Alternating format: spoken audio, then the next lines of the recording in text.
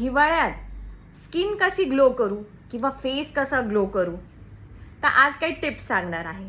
सर्वप्रथम हळदीमध्ये antibacterial properties असतात. मग हळदीचा वापर कसा करायचा?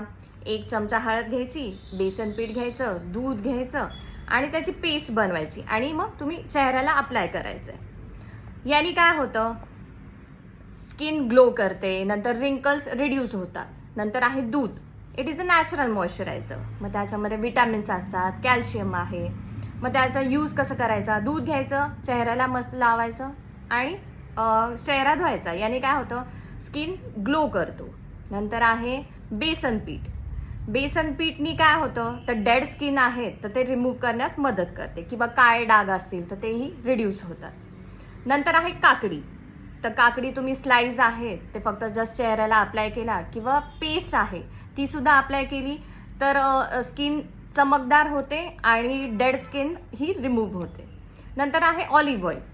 रात्री झोपताना मसाज करायचा ऑलिव्ह ऑइलनी. याने काय होईल? नेक्स्ट डेला स्किन थोडीशी चमकेल.